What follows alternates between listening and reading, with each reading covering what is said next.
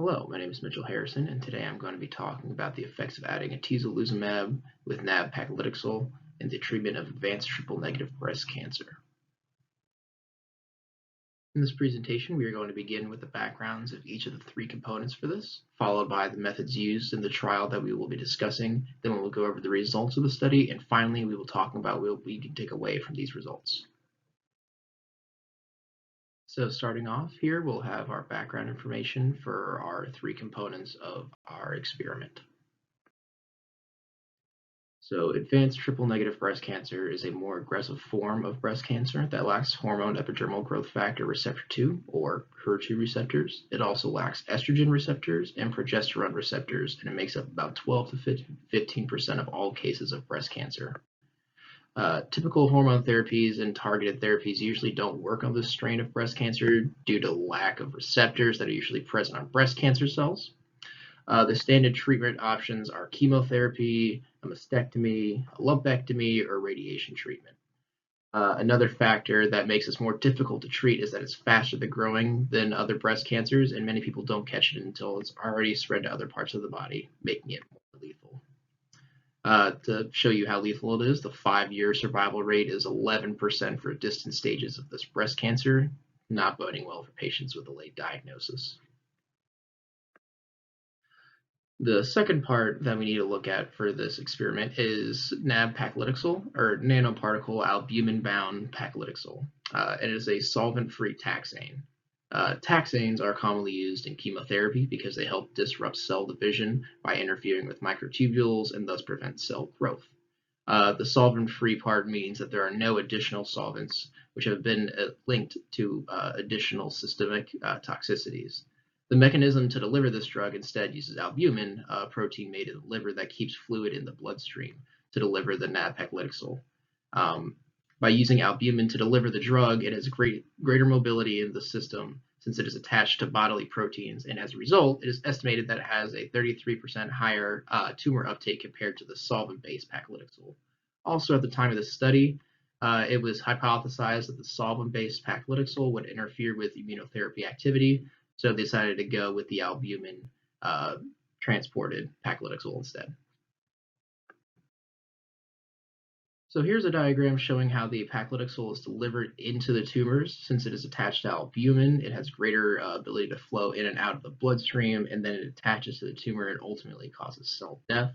As we can see from the infographic here, on the right-hand side, it shows the albumin carrying the Paclitaxel through a leaky junction to the tumors and causing cell death versus the traditional part where it just goes through leaky junctions and then interacts with the tumor but then leaves. The final part of this experiment, and that part that we're really going to be taking a look at, is atezolizumab. It is a monoclonal antibody used as an immune checkpoint inhibitor. It targets PD-L1, or programmed death ligand 1, and ligand B7-1 positive tumors to prevent interaction with the receptors PD-1 and CD28 on T cells.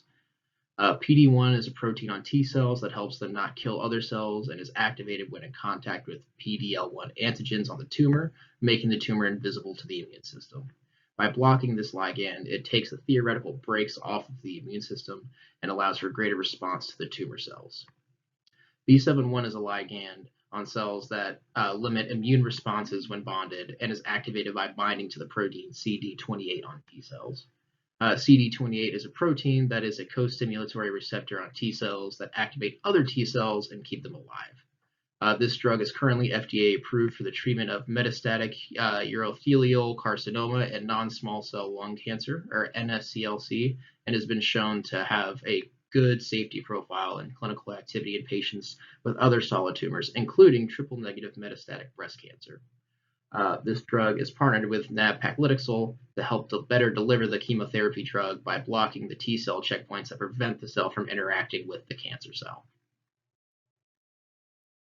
So now that we've gone over the aspects that we need to cover in order to fully understand the grasp of this experiment, we're now going to go over the methods used to run this case.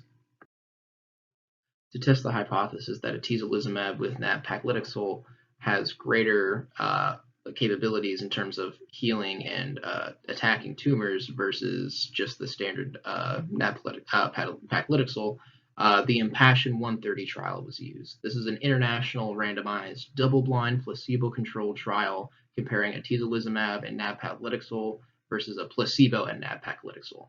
The study examines 902 eligible patients from 246 sites in 41 countries, 348 in Europe, 230 in the United States, in Canada, 145 in Asia, 137 in Latin America, and 42 in Australia, who were split up in a 1-to-1 ratio using the permuted block method and an interactive voice web response system. And these are just a statistical method of random generation in a computer program that helps organize it all. The stratification factors were liver metastasis, use or non-use of neoadjuvant or adjuvant taxane treatment, and PD-L1 expression on tumor infiltrating immune cells as a percentage of tumor area. Patients receiving atezolizumab at a dose of 840 milligrams of the placebo administered intravenously on days 1 and 15 and received nab-Paclitaxel at a dose of 100 milligrams per square meter of body surface area, administered intravenously on days 1, 8, and 15 of every 28-day cycle. If there were no negative side effects, atezolizumab was administered until there was either progression or high levels of toxic effects occurred. Progress was tracked by tumor imaging every 8 weeks for a year, and then during follow-ups after treatment every 12 weeks. Researchers were primarily examining the progression-free and overall survival in both populations, while also measuring the rate and duration of the response in patients secondarily. Now that we've covered the background information as well as the methods used to collect the data, we shall now go over the results collected from this study. From June 2015 to May 2017, 902 patients were enrolled with the intention to treat. The final progression-free survival analysis of 358, or 79.4% of the patients, had disease progression or died in the atezolizumab group, and 378, or 83.8%, had disease progression or died in the placebo group.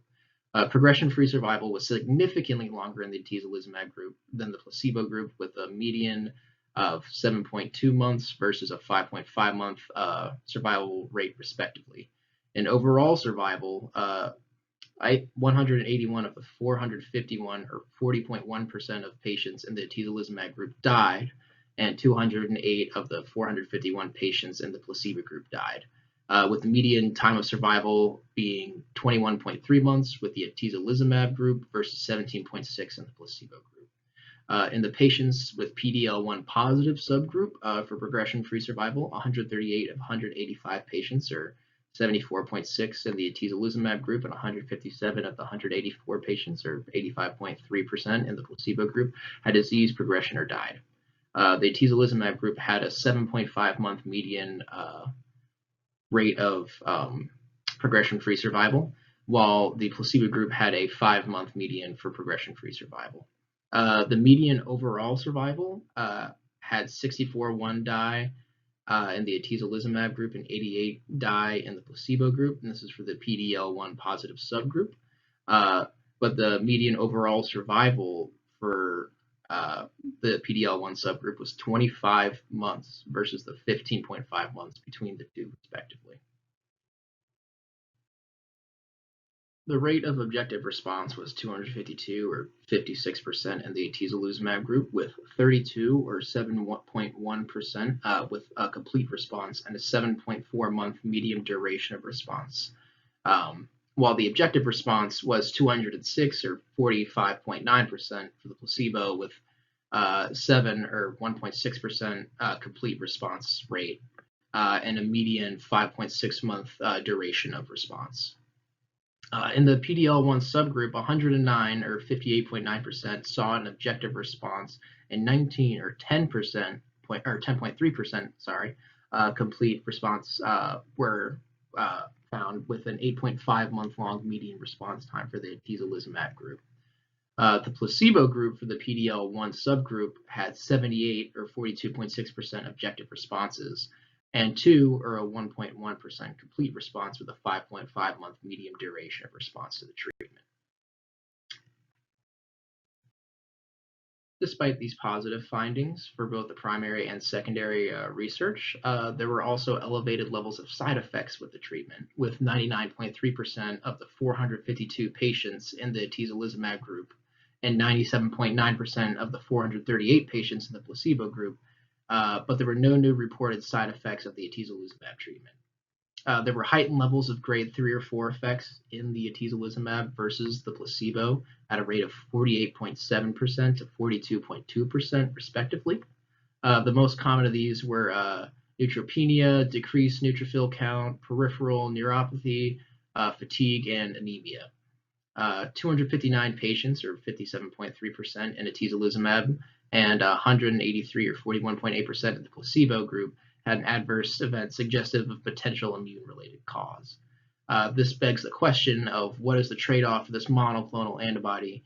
Is it deemed acceptable that there was a 6.5% increase in those who had the atezolizumab for adverse side effects? This question is further pressed from the fact that 6.4% of adverse events that led to the discontinuation of atezolizumab treatment were where only 1.4% had adverse side effects that led to discontinuation of the treatment in the placebo group. Also, the average monthly cost of atezolizumab for the treatment of non-small cell lung cancer is $13,450, on top of the $16,447 cost for the nab-Paclitaxel in standard treatment. So after looking at all the facts, now we're going to jump to our conclusions and see what we can take away from this study. If we look at the median progression-free survival, we will see that there is a significant increase by 2.5 months, from 5 to 7.5 months, with the addition of atezolizumab to nab-Paclitaxel.